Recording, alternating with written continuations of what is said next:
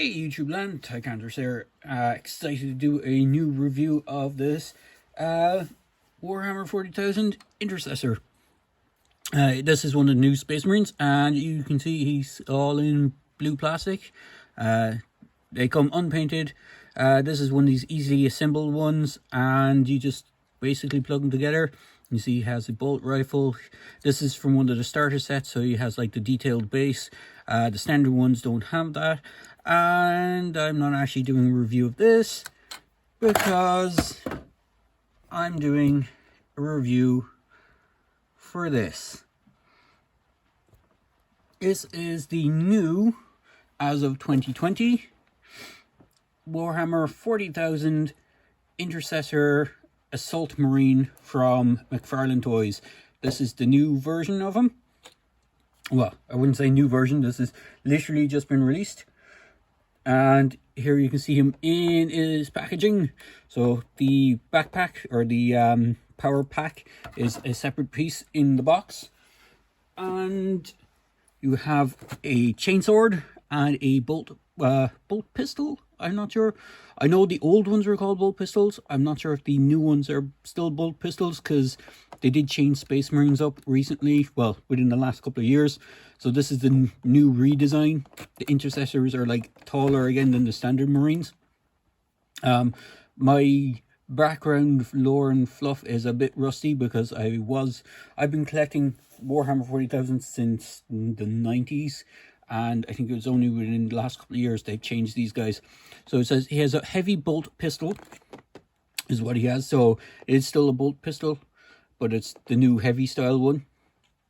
And you can see the other figure that was part of this wave, which is the Necron Warrior with gas flare and cannot tick scarab. So I'm not a huge fan of the Necron color scheme. I know it's based off the new 9th edition stuff. So is the Assault Intercessor. I think they weren't a thing beforehand. I think these were pretty much the standard Intercessor kind of, or the primaris Marines before, and then they had a few variations. But I think Assault Marines are new for this line, or this edition. So here he is on the side of the packaging. You can see an image of the figure. He's inside his big bubble.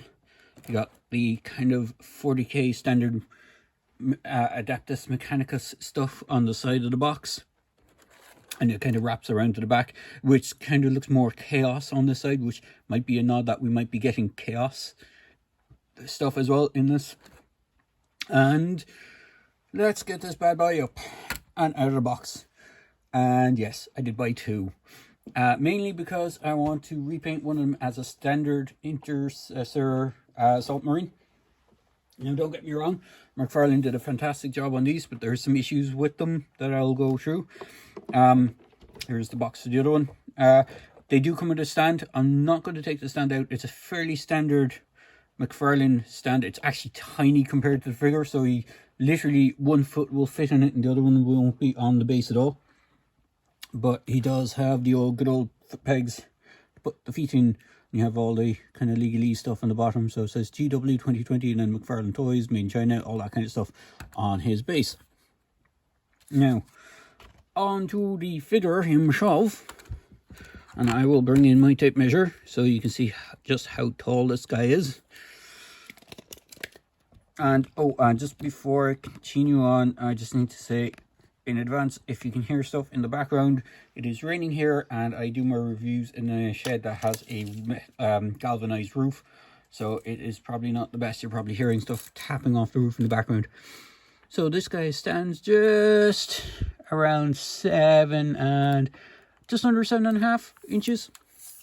So he's pretty big for a Marine. The scale for these guys, it says it's a 7-inch scale line, but they are more in scale to these, because Space Marines are supposed to be massive, between 8 and 9 foot tall superhumans. So if you have a Star Wars Black Series or any of the kind of Marvel Legends kind of size 6-inch scale or 1:12 scale figures, these guys will fit right in, and they'll make your stormtroopers feel inadequate because they are massive.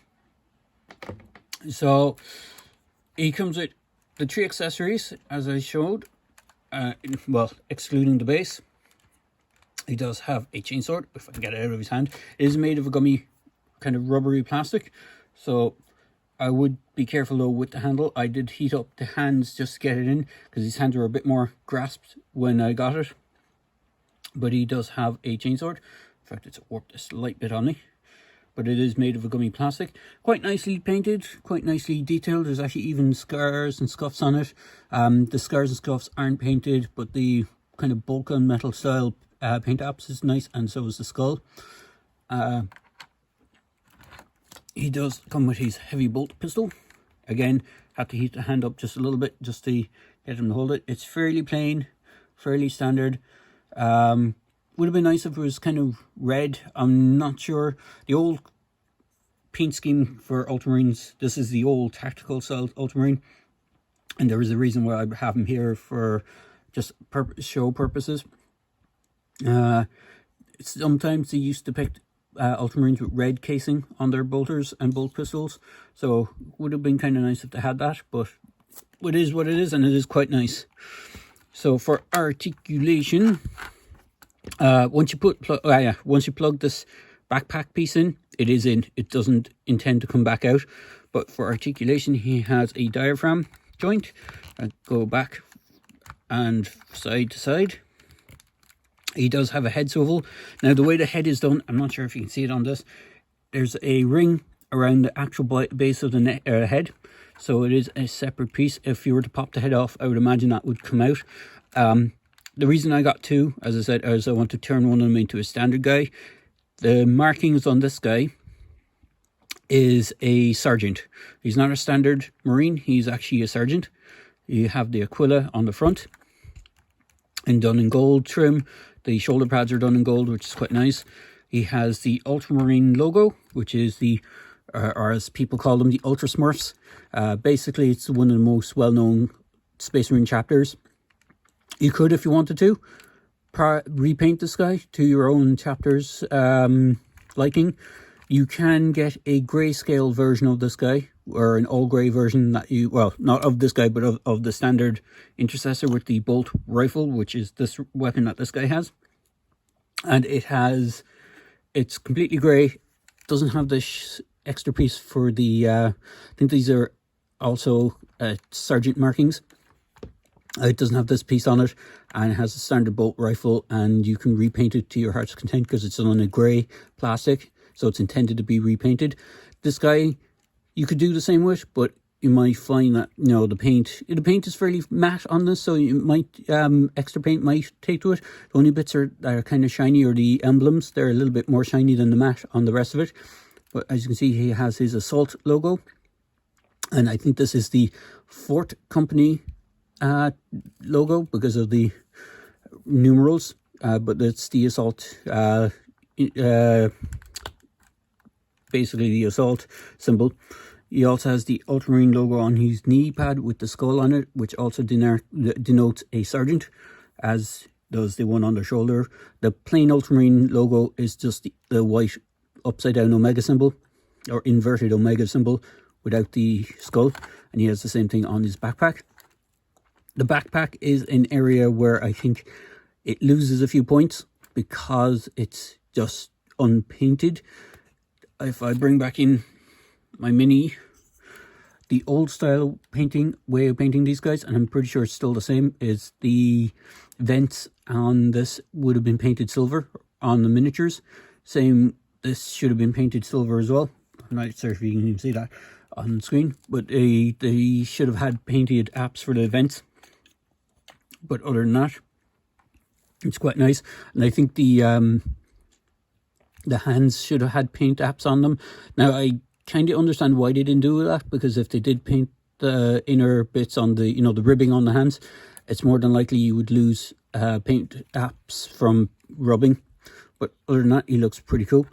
So articulation wise, if I can get his arms up to there, the shoulder pauldrons and the shoulder pads do hinder that a bit. He can rotate his hand all the way around. He does have an upper bicep swivel. He has double jointed elbows, so you can get a good range of movement on this side. This one does tend to be a little bit hindered, but you get over 90-degree bends on the elbows. There is wrist swivel. Now, I can see the kind of standard ball socket Mcfarlane thing that they do with the DC line, but I can't seem to get it to move. If I just bring in Soups here, I just knocked something off, but if you see Soup's hands, he has this ball peg, so you can actually hinge. I can see something like that in this guy's hands, but I can't seem to get it to manipulate. I might need to heat it up a bit just to get that to work. He does hold his pistol quite nicely in his right hand. He only has one set of hands, so his trigger finger hand is molded into the right and his chainsaw grip hand is on the left. It's the same with the other version, the grayscale version. He holds the bolt rifle with this hand, and I'm not sure if the offhand is a slightly wider grasp or it's the same one as this, but it's kind of designed so he can hold it two-handed. But again, I don't have one of those at the moment. I have this guy. Well, two of this guy. So skirt piece is a slightly rubber part, so it slightly hinders the movement, but you can do the splits that much with them. You can kick forward that much. I mean, these guys are fairly big, chunky dudes, so their range of movement isn't brilliant, but it's their armor that makes up for their range of movement. You get a over 90-degree bend with the leg, or with the knee. There is a slight upper thigh swivel, but it's not. It's like the standard Mcfarlane one. It's not a huge one. We get a slight side to side on it. He does have upper waist and lower waist swivel. As I said, you can look forward, down. Head doesn't really have much range of up and down. It has a slight tilt to it for going up, but not much. It's mostly in the back or in the actual waist. Gives you all that. And then he has big stomping boots.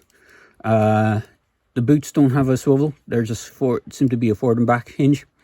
One thing I wish Mcfarlane had done with these, because even the design would have helped it, and he's done it on, if I just bring Soups back in, he has done it on these guys, is to give a foot, the front foot toe articulation.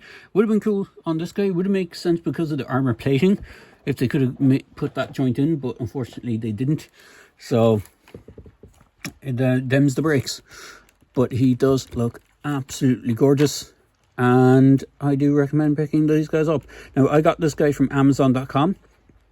He wasn't due to arrive till Monday at the time of this recording, but he arrived early. Well, him and his battle brother arrived early. Get this guy thing back in. There we go. So him and his battle brother arrived early. They're really, really cool. I can't stress enough how awesome they are. They're fraction of the price of the Bandai kit. I know the Bandai one is amazing looking as well, and it's pre-painted. This guy looks really cool. I'd say if you had both of them, they'd probably stack exactly the same together. So they have some amazing paint apps. They're not the best paint apps. I mean, they're not perfect by any stretch. Like, you could really go to town as miniature painters. You could really go to town on these and just make them even more awesome looking. And I can imagine a lot of people who are fans of the line will, or the genre. My only gripe, apart from some of the missing paint apps, my only gripe with the grayscale one, and this is more for the primaris Marines, and I'm not sure if Mcfarlane, I'm not sure even if Mcfarlane will watch this, or anyone from the company will watch this review, but what GW do, and I'm not sure if it's still the standard way of doing things, is they would give you one of these in each box of like 10 or 5 Marines, and their water decals for the different popular companies. I mean, like, you have stuff like Imperial Fists, Crimson Fists, Black Templars, White Scars, Blood Angels, Dark Angels. Actually, I don't think Dark Angels are on this, are they? Oh, yeah, they are. Dark Angels, Ultramarines, like all the more well-known and popular Space Marine chapters. It would be nice if they added something in scale to this guy with the grayscale one. As far as I know, haven't seen anyone review that one, but I don't think it comes up with anything like this. But it would be an awesome, if like all they need is one symbol for the shoulder pad and one for the well, two symbols for the shoulder pad and maybe one for the knee. So like you could half the size and just have larger symbols on it. But that's just a suggestion. If anyone from Mcfarlane's design team or the actual, you know, want to send that to them for a heads up, it would be pretty cool. But overall, this guy is really, really cool. Now, just in case you want to see him in scale with some other 7-inch scale figures, here he is with one of the Predators. You can see Predator still towers over him, even though he should be around the same height as the Predator. In fact, if I move my camera back, you might be able to see me a little bit better. So the Predator should be around the same height as him. And because I have him handy, good old Rambo, John Rambo. So he does stand a little taller than John Rambo. Again, scale-wise, he should be towering over Rambo. He should be about the same height as the Predator if he was true. Where are these? 1 to... They're not 1 to 18, they're not 1 to 12, they're 1 to 10, I think, is the scale on those. Like, this is 1 to 12 scale. And he's pretty much more in scale with those, as I said. But overall, really, really cool line. I do hope it succeeds. I really want to see more of the Xenos characters, or Xenos races, like Eldar, Dark Eldar, heck, even Orcs, Gretchen. If they did an Orc war boss with a Grot as a kind of pack-in, would be sweet. Or the other thing I keep trying to push on them is they did a Build-A-Figure sort of style wave and have an Orc war boss in mega armor, because those guys are massive. They tower over. They'd be, I'm not sure if you see this, but if they did an Orc in mega armor, he should be about that tall next to the Space Marine. So there you go, guys. Hope you enjoyed this quick video review, and I hope I didn't waffle on too much, and I hope I have some of the terminology right for people who are diehard fans, because I know some of the wargamers can be like, oh, you didn't mention this, or this is wrong, or the scale is wrong, or, you know, stuff is wrong. But I haven't really played 40k in a while. I think I did play 8th edition, and I only had one match of that, so it's been a good while since I've played any of it. But overall, I still like the Space Marines, and Ultramarines were my first chapter, so I really like this guy. And so, do recommend getting him. They were up on Amazon.com. I'm not sure about Europe. They're supposed to be coming to the GW stores, but it's probably a limited release. So if you do get them while you can get them. And they are on Walmart as well for the Necron, the unpainted Necron, which is a Walmart exclusive. And there's actually a Sister of Battle, or an Adepta Sororitas. And she is on Walmart website at the moment for pre-order, and she's not out till January 2021. So there you go, guys. Hope you enjoyed this video review, and as I say in my comments, my videos, please feel free to like, comment, and subscribe to my channel. Cheers, guys.